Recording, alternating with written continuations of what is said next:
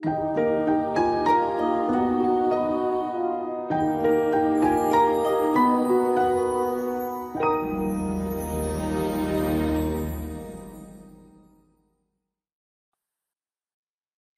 meu querido irmão, minha querida irmã, seja muito bem-vindo ao episódio de número 2 dessa série extremamente importante para os dias que nós estamos vivendo.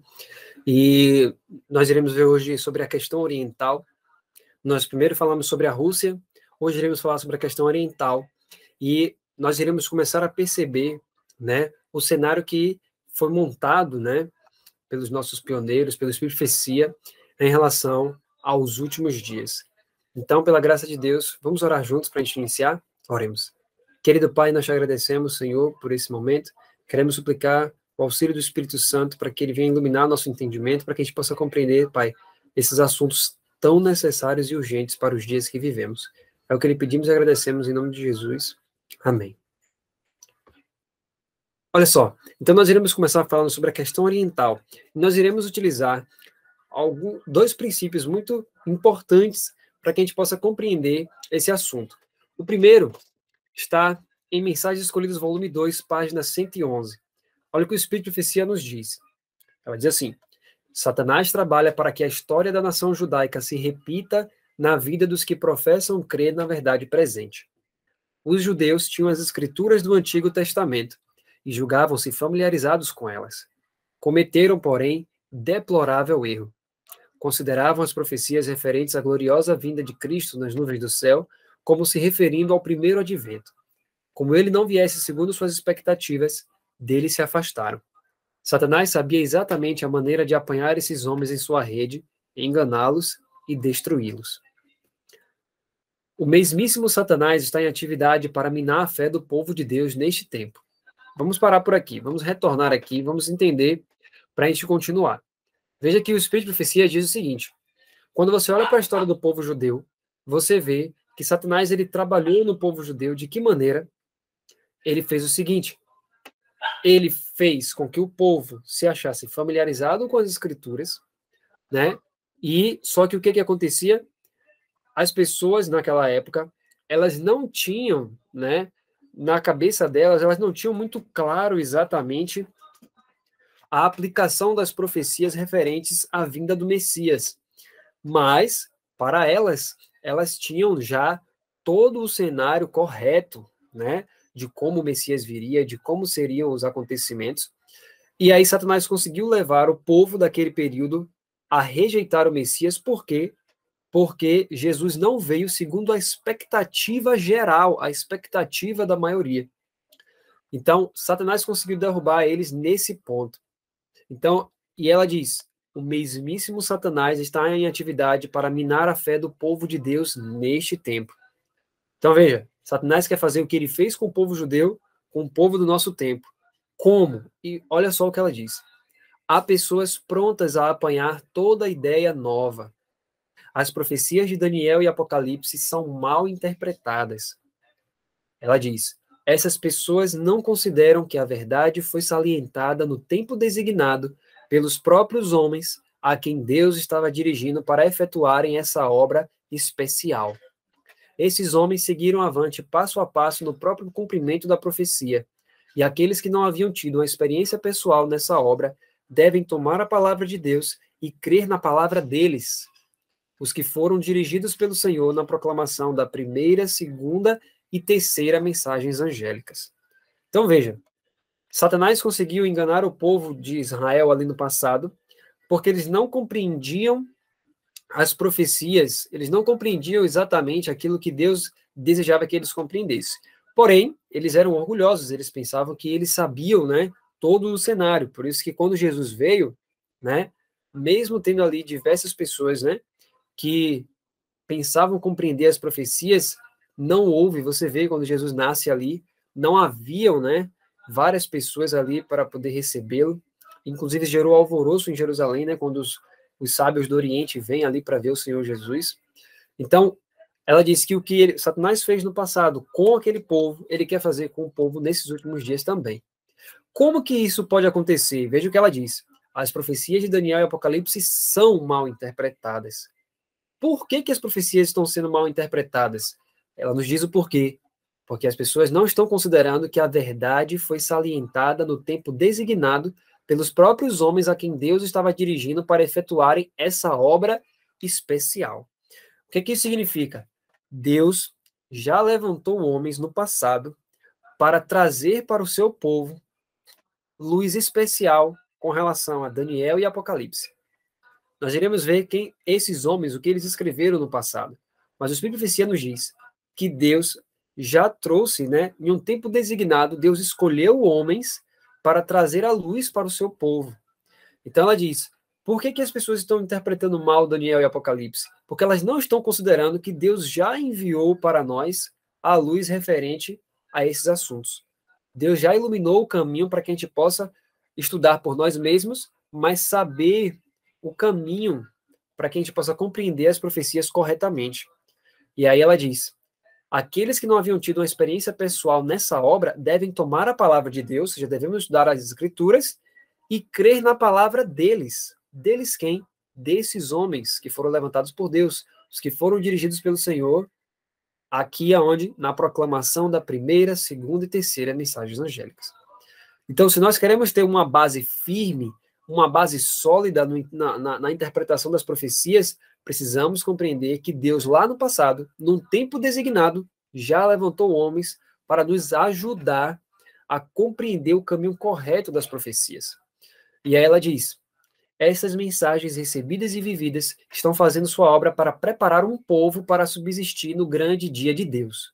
Aí ela diz, se examinarmos as Escrituras para confirmarmos a verdade que Deus deu a seus servos para o mundo, seremos achados proclamando a primeira, segunda e terceira mensagens angélicas. Isso é muito importante. Então, hoje, qual é o nosso papel? É ver o que Deus já revelou através desses homens no passado e não desfazer da luz. Mas olha o que ela diz, se examinarmos as Escrituras para quê? Para confirmarmos a verdade que Deus deu aos seus servos para o mundo, seremos achados proclamando a primeira, segunda e terceira mensagens angélicas. Então, a nossa base é o que foi escrito pela Bíblia, as Escrituras, e o que está escrito no Espírito de Profecia e pelos homens levantados por Deus num tempo designado para trazer a luz, para mostrar o caminho para nós. Deus nos mostrou o caminho através dessas pessoas. Então, olha só, em relação à questão oriental, a gente vai hoje entender o que é a questão oriental, que era tão conhecida no passado, mas que hoje não é tão conhecida assim. Mas é um assunto de extrema importância para nós, sobretudo antes do fechamento da Porta da Graça.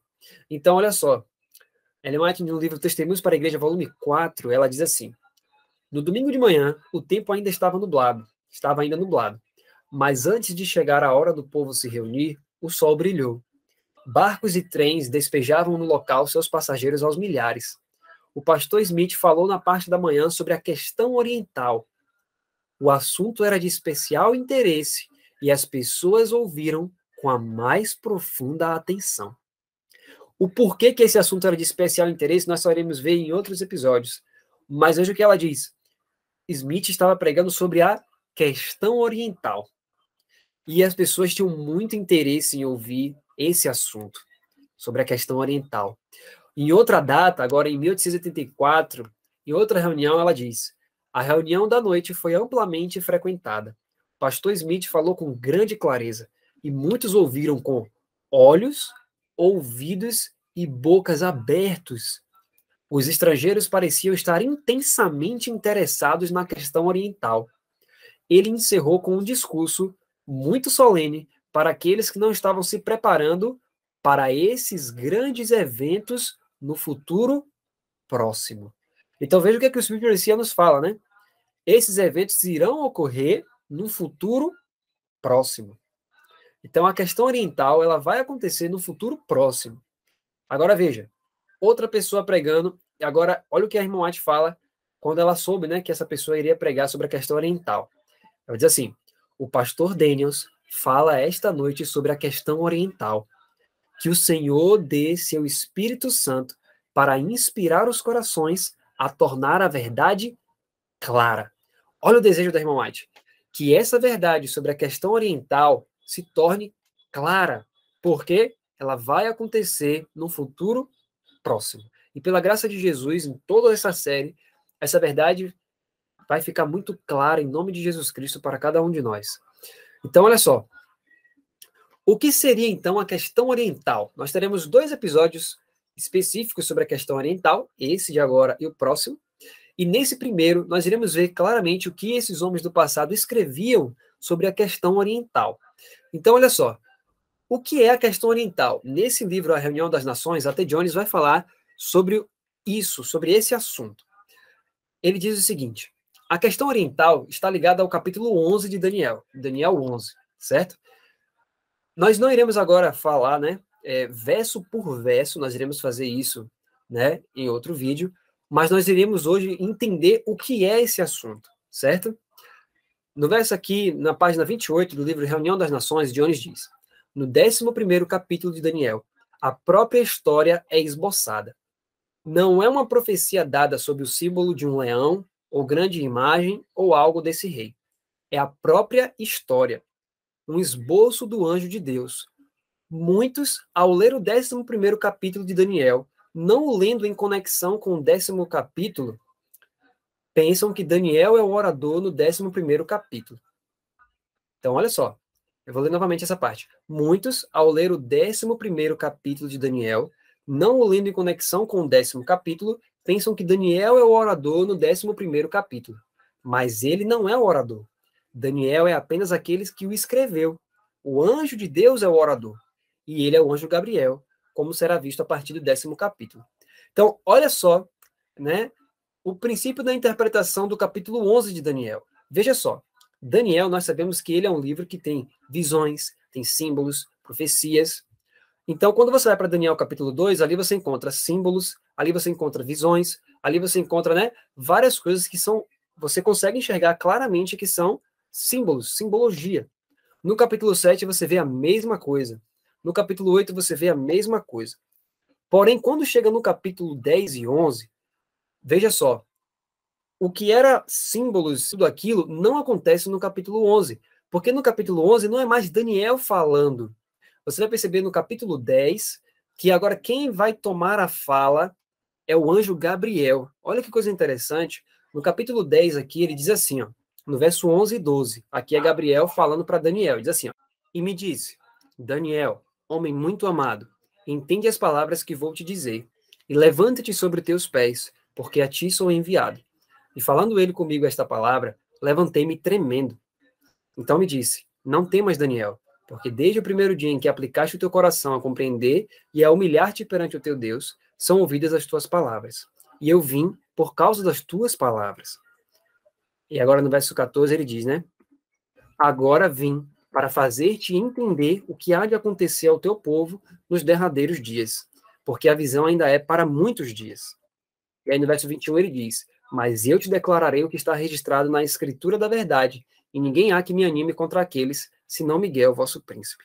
Então veja, no capítulo 10, o que estava acontecendo com Daniel? Daniel ele recebeu aquelas visões, sobretudo a visão do capítulo 8, né? E ele ficou atordoado, porque ele não estava compreendendo. E ele começa a jejuar, começa a orar, para entender, ele não estava conseguindo compreender. E é dado a ordem, né? Gabriel, dá a este a entender a visão.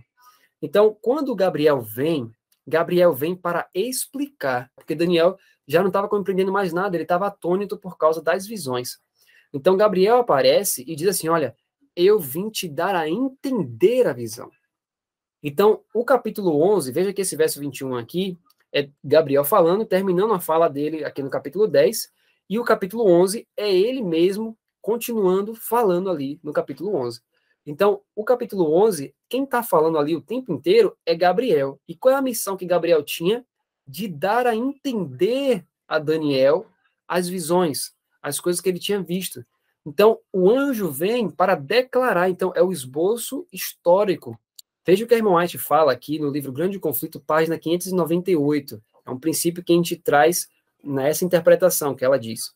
As verdades mais claramente reveladas na Escritura Sagrada têm sido envoltas em dúvida e trevas pelos homens doutos, que, com pretensão de grande sabedoria, ensinam que as Escrituras têm um sentido místico, secreto, espiritual, que não transparece na linguagem empregada. Estes homens são falsos ensinadores. Foi essa classe que Jesus declarou. errais vós em razão de não saberdes as Escrituras nem o poder de Deus. Aí ela diz, a linguagem da Bíblia deve ser explicada de acordo com seu óbvio sentido, a menos que seja empregado um símbolo ou figura. Então, veja, no capítulo 11 de Daniel, nós não temos, ali agora o capítulo 11 é uma parte histórica. O anjo vem e começa a dizer, ó, vai ser assim, assim, assim, assim, assim, e ele leva, mostrando para Daniel a história até o tempo do fim. Ele não utiliza mais simbologias ali, dizendo que um é isso e outro é aquilo. Você vai ver que ele vai dizer assim, ó, o rei do norte, o rei do sul, que vão ser os que mais aparecem, né, até o final. Mas a questão é, de onde vem esse rei do norte e de onde vem o rei do sul? Você vai perceber que o anjo ele vai traçar uma linha histórica ali, até o tempo do fim, né? Então, nós devemos interpretar, e a gente vai ver que os pioneiros interpretavam dessa maneira, se não tem símbolo, se você não vê claramente que é uma questão simbólica, ali é uma questão literal, histórica. Então, veja só como é que eles entendiam a questão do rei do norte e rei do sul, porque é nisso que consiste a questão oriental. E as outras nações que nós iremos falar ainda, a gente vai ver como que todas elas vão se juntar no final. E aí ele diz, como é bem sabido, após a morte de Alexandre o Grande, seu reino foi dividido em 4 partes. Um general tomou a parte ocidental, Grécia e Macedônia propriamente. Outro general tomou a parte norte, Trácia e Bitínia, o território do qual Constantinopla é agora o centro. Outro tomou a divisão oriental, desde o mar Mediterrâneo até a fronteira da Índia, e outro tomou a parte sul, Egito, Arábia e Chipre. Assim, o reino foi dividido exatamente em direção aos 4 pontos da bússola. Então, o que foi que aconteceu? Alexandre o Grande, quando ele morre, 4 generais sobem no lugar dele, né? Que é Ptolomeu, Lisímaco, Seleuco e Cassandro. Cada um deles foi para um lugar. Então, Lisímaco ele foi para o norte. Então, Lisímaco foi para o norte, e lá no norte, a capital do Reino do Norte era Constantinopla. O sul foi Ptolomeu que foi para lá, certo? Então, a capital do Reino do Sul era o Egito. Então, a capital do norte era Constantinopla, e Lisímaco foi para lá, e Ptolomeu foi para o sul, que é a capital lá, o Egito. E depois Cassandro e Seleuco, cada um vai para um canto. O que acontece? Com o tempo, como o tempo foi passando, o que aconteceu foi o seguinte, vou mostrar para vocês. O que aconteceu foi, logo depois, esses generais começaram a guerrear, inclusive até entre si. Veja o que Jones fala.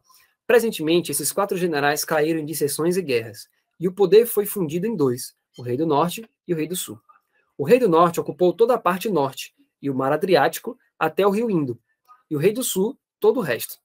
De cerca do 6º ao 16º versículo de Daniel 11, o anjo fala do rei do norte e do rei do sul na história dos sucessores de Alexandre. E o 16º versículo de Daniel 11, o rei do norte e o rei do sul não são novamente especificados até o 40º versículo e o tempo do fim. Então veja, há um salto, né? Você vê que o rei do norte e o rei do sul aparecem no início do capítulo 11, mas depois eles só voltam a aparecer no final do capítulo, que é do verso 40 em diante. Isaac Newton, no livro dele, Daniel e Apocalipse, ele fala assim também. Assim, o império dos gregos, que inicialmente se havia dividido em 4, reduziu-se novamente em 2 reinos notáveis, os quais são chamados por Daniel de os reis do sul e do norte. Então, Ptolomeu reinava sobre o Egito, a Líbia, a Etiópia, a Arábia, a Fenícia, a Selesíria e Chipre. E Seleuco, tendo unido 3 dos 4 reinos, tinha um domínio pouco inferior ao do Império Persa, antes conquistado por Alexandre Magno. Ou seja, na história, o que foi que aconteceu? Lisímaco estava no norte e Ptolomeu estava no sul. Só que o que foi que aconteceu? Seleuco, logo depois de um tempo, né? Seleuco foi guerrear com Lisímaco e venceu a batalha. E aí depois Seleuco se torna o rei do norte. Então, Seleuco, que estava em um lugar, ele sobe para o norte, né? E toma aquela área ali. Então, Seleuco depois se torna o novo rei do norte. Ptolomeu, ele também batalhou com outros reis, venceu e ele expandiu o reinado dele, mas ele continuou sendo ali o rei ali, né, do sul, no Egito. Então, o que acontece? O rei do norte, qualquer pessoa, é isso que a gente vai ver aqui, né, nos ensinos dos pioneiros, qualquer ser, qualquer pessoa que tomasse Constantinopla, que era a capital do Reino do Norte, se tornaria o novo rei do norte. como Seleuco fez. Seleuco não era o rei do norte, mas como ele venceu Lisímaco na batalha, ele se torna o rei do norte ao anexar Constantinopla para o seu reino. Então, quem tomasse Constantinopla era o rei do norte, porque esses dois lugares continuam como sendo, né, desde o início do capítulo, os lugares onde fica o rei do norte e o rei do sul. Agora, em relação ao tempo do fim, como que isso acontece? Aí Jones vai dizer: assim, quando chegamos ao 40º versículo do 11º capítulo de Daniel, não estamos lendo os assuntos dos dias do Império da Grécia, nem os assuntos de Roma, mas sim os assuntos aqui ocorridos no tempo do fim, como mencionado no 35º versículo. Outros versos também mostram a mesma coisa. E tenha em mente que o rei do sul está sempre no Egito, e o rei do norte é sempre o poder que ocupa o território do qual Constantinopla é o centro.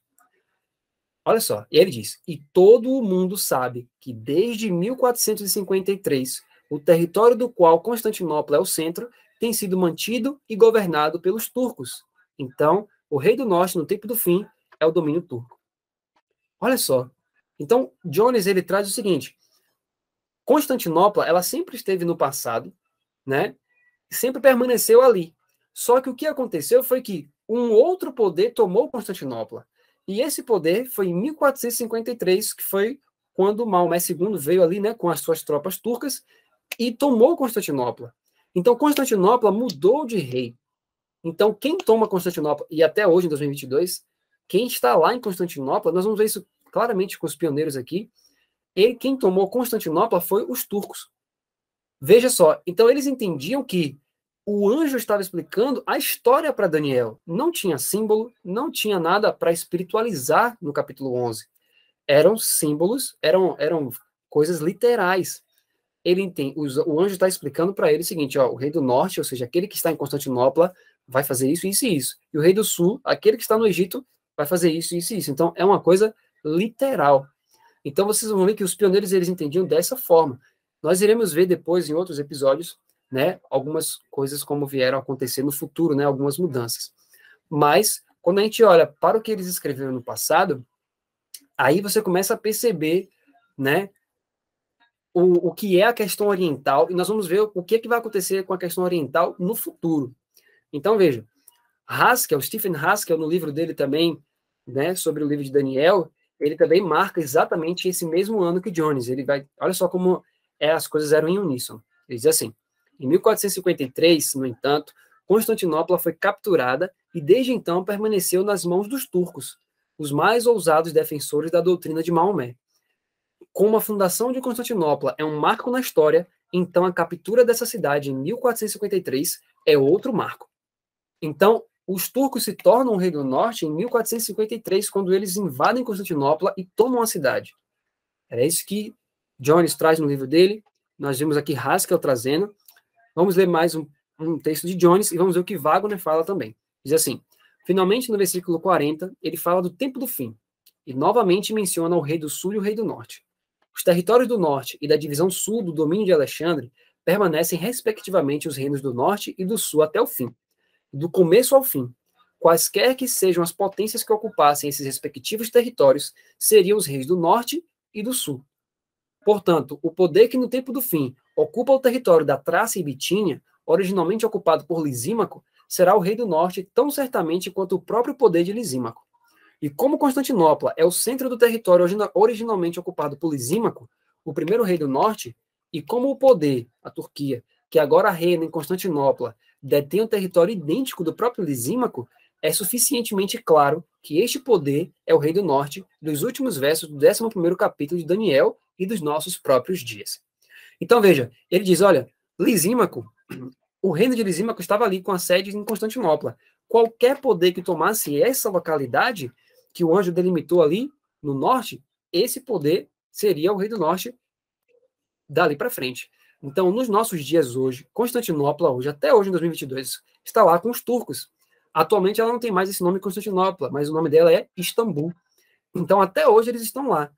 E nós iremos ver o que vai acontecer no futuro. Mas veja o que Wagner fala ainda sobre o verso 40. Nós vimos Jones, vimos Haskell, vamos ver o que Wagner fala. Ele diz assim: no tempo do fim, naquele mesmo ano, 1798, Napoleão entrou no Egito. Detalhe, vamos só abrir um parênteses aqui. Wagner aqui está fazendo uma análise do verso 40 de Daniel 11. Nesse episódio de hoje, nós não iremos ir verso por verso explicando. Nós iremos fazer isso no próximo vídeo, certo? Que a gente vai entender que nós iremos falar um pouco também sobre outro pioneiro que traz isso, né, de forma mais detalhada. Wagner, quando ele diz o verso 40, e nós vamos ler o verso 40 aqui, já, ele diz assim: no tempo do fim, naquele mesmo ano, 1798, Napoleão entrou no Egito. Os governantes mamelucos em vão desafiaram os franceses, e o Egito foi rapidamente subjugado. Então, Napoleão marchou para o norte na Síria, liderado pela mesma ambição que tantas vezes fizera daquela região o campo de batalha das nações. Daniel 11:40 diz assim: ó, e no tempo do fim, o rei do sul o desafiará, e o rei do norte virá contra ele como um furacão. E aí agora Wagner, novamente citando esse verso, ele diz: agora novamente os reis do sul e do norte estão diante de nós. O Egito era o território do rei do sul. O rei do norte, na divisão do império de Alexandre e nas conquistas dos Seleucidas, era o poder dominante ao longo do Bósforo e do Dardanelos, na Ásia Menor e na Síria. É o território da Turquia. Então veja, o reino do norte, ele é claramente especificado, né, por esses homens do passado, como sendo esse poder que tomou Constantinopla em 1453, que são os turcos, né? E o que isso tem de impacto para nós, né? Mais um texto aqui sobre esse verso 40, Wagner diz: mas a Turquia, o rei do norte, veio até ele, como diz o texto, como um redemoinho, e reforçado em terra e mar pela aliança inglesa e russa, expulsou os franceses e finalmente, como afirmado no verso 41 a 43, inundou toda a terra até o Egito, que novamente se tornou tributário da Turquia. No próximo vídeo nós iremos falar detalhes sobre isso, né, do verso 41, 43, 44 também. E por fim, só que hoje o que a gente vai focar agora nesse final é o verso 45, que é o único verso que ainda não se cumpriu de Daniel 11. Olha só, Wagner diz: é para alertar o mundo de que está diante de nós agora, do que está diante de nós agora, que essa longa história profética, perceba, história profética foi dada. A cristandade ressoa com o barulho dos preparativos de guerra, e muitos clamam pela derrubada dos turcos, sem pensar que eles estão apressando o mundo para aquele tempo de angústia que testemunhará as pragas do último dia e a destruição dos ímpios pela consumidora glória da segunda vinda de Cristo. Então, Wagner diz, essa profecia de Daniel 11 foi dada. Por quê? Porque a gente vai ver exatamente agora que depois do que aconteceu no verso 45, é de extrema importância. Na verdade, o próprio verso 45 é de extrema importância, porque logo depois dele vem Daniel 12. E a gente vai ver detalhes agora do que vai acontecer. Agora, entrando no versículo 45, se você abrir a sua Bíblia em Daniel 11, 45, você vai perceber que a Bíblia vai dizer que esse rei do norte, ele vai fazer o seguinte, ó, verso 45 diz assim: e armará as tendas do seu palácio entre o mar grande e o monte santo e glorioso, mas chegará ao seu fim e não haverá quem o socorra. Então veja, a Bíblia diz que o território turco, né, o rei do norte, ele vai armar as tendas do seu palácio entre o mar grande e o monte santo e glorioso. Então, o que isso significa, né? Jones aqui agora no livro Reunião das Nações, ele vai dizer assim: agora, o último verso do 11º capítulo de Daniel, falando do rei do norte, o poder que controla o território do qual Constantinopla é o centro, diz: e armará as tendas do seu palácio entre o mar grande e o monte santo e glorioso, mas chegará ao seu fim e não haverá quem o socorra. Então, o que isso significa? E aí agora em outro livro dele chamado A Questão Oriental, Jones fala assim: agora o último verso de Daniel 11 fala dos dois eventos que toda a Europa está constantemente esperando ver e que certamente acontecerão em breve. Lembra que a irmã White também fala que iria acontecer em breve? Jones fala: certamente acontecerão em breve, a saber, a expulsão do poder turco de Constantinopla e a eliminação do Império Otomano. Estas são as palavras do anjo quanto a este evento esperado. E ele plantará os tabernáculos de seu palácio entre os mares no glorioso Monte Santo. Contudo, ele chegará ao seu fim e ninguém o ajudará. O que isso significa, então? Quando o anjo fala, ele vai plantar os seus tabernáculos, ou as tendas do seu palácio, entre os mares no Monte Santo e Glorioso, o que significa isso? Essa palavra tendas do seu palácio significa sede do governo. Eles estão dizendo que os turcos que hoje estão lá com a sede em Istambul, Constantinopla, eles serão expulsos dali e vão colocar as suas bases, o seu território, o seu governo, a sede do seu governo em Jerusalém.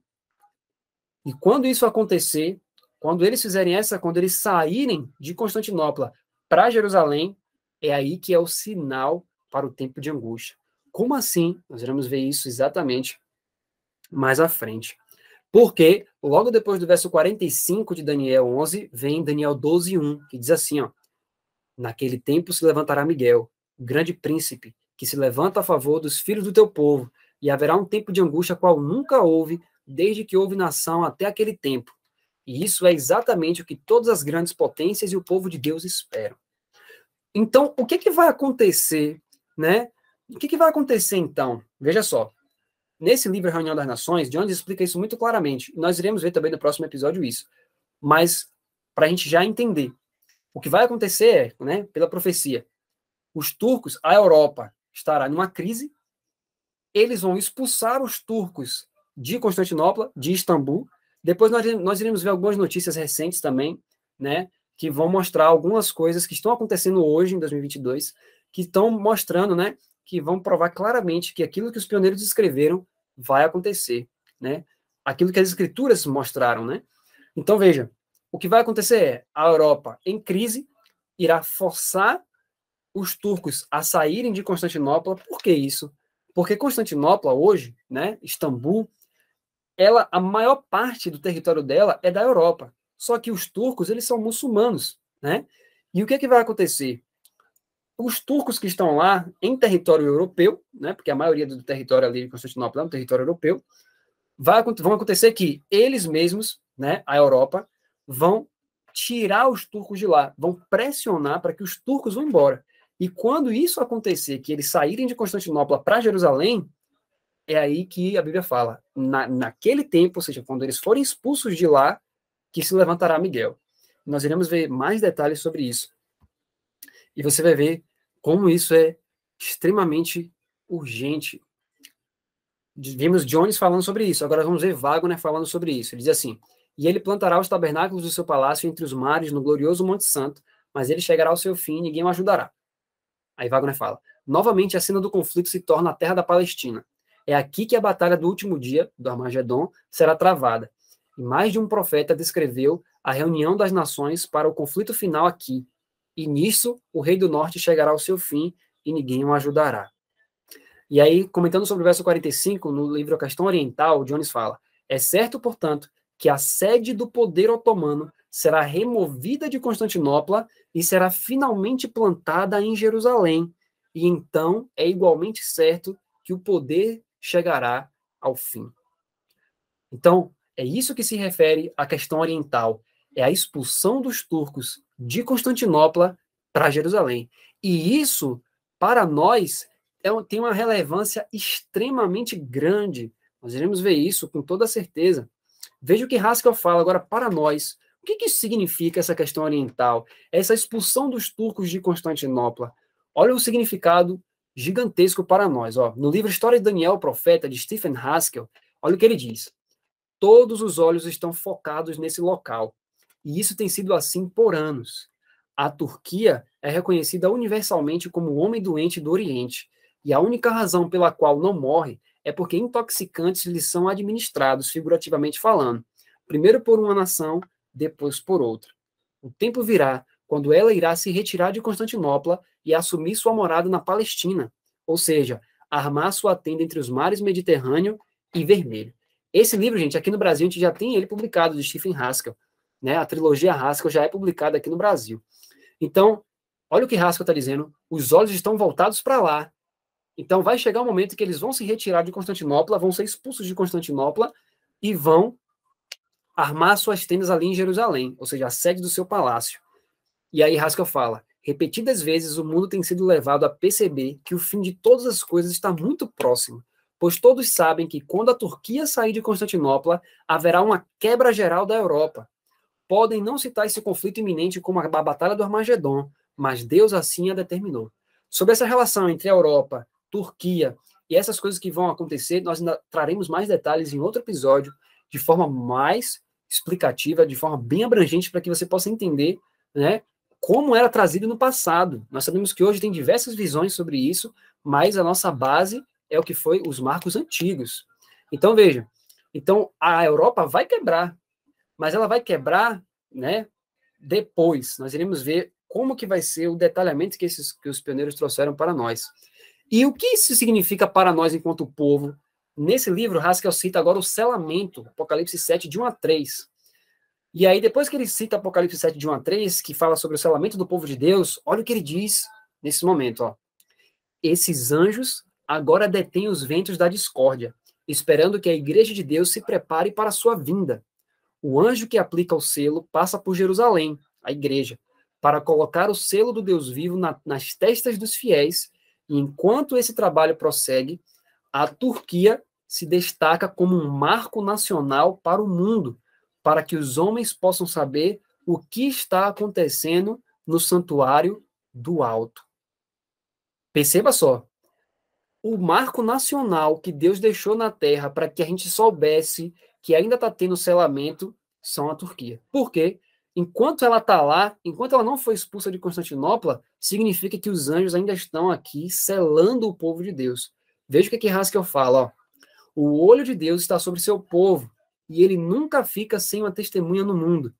Ninguém sabe quando a Turquia deixará a Europa, mas quando esse fato ocorrer, a história da terra será curta. Em seguida será dito: quem é injusto, seja injusto ainda, e quem é justo, seja justificado ainda. Hoje é o dia da preparação. E aí ele diz: enquanto o mundo observa a Turquia, que os servos de Deus observem os movimentos de seu grande sumo sacerdote, cujo ministério pelo pecado está quase no fim. Você percebeu, então, que Deus deixou para nós, né? Se você reparar, Daniel 11:45 fala assim, ó, que depois que ele saísse, que colocasse a sede do seu governo em Jerusalém, viria o seu fim. E logo depois, nesse tempo, se levanta Miguel. Ou seja, logo depois fecha a porta da graça. Então, para que a gente saiba que ainda não acabou o selamento, que ainda estamos, né, nesse período em que os 4 anjos ainda seguram os ventos, Deus permite que a gente possa olhar para a Turquia e ver lá, ó, eles ainda estão lá. O rei do norte ainda está lá, em Constantinopla. Mas quando ele foi expulso de Constantinopla, o que é que Haskell fala? Quando eles forem expulsos, logo depois vai ser dito, ó, quem é injusto, seja injusto ainda. Ou seja, fecha-se a porta da graça, né? Então, depois desse evento, então esse evento é um marco para nós. É um marco para o selamento, um marco para o fechamento da porta da graça. E nós vamos ver isso nos próximos episódios de forma ainda mais profunda. Vamos explicar passo a passo da forma como eles explicavam. E era sobre isso quando a irmã White fala assim, ó, o pastor Smith pregou sobre a questão oriental, o pastor Daniel está pregando sobre a questão oriental, né? E ela orou para que as pessoas pudessem entender isso de forma clara. Era esse assunto. Era a saída dos turcos. A questão oriental se refere à saída dos turcos da Europa rumo a Jerusalém, porque esse é o sinal para o povo de Deus, para que as pessoas possam observar. Então, quando você observa aquele texto que nós lemos no início, que Satanás estava tentando levar, ele conseguiu levar o povo judeu a olhar para a profecia, esperando que ela se cumprisse de uma determinada forma, e eles não discerniram quando Jesus veio. Satanás quer fazer a mesma coisa hoje.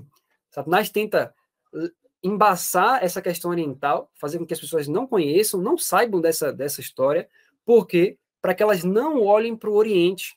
Veja, queridos, vocês vão perceber, né, ao longo dessa série, que os pioneiros eles entendiam que o marco nacional está no Oriente.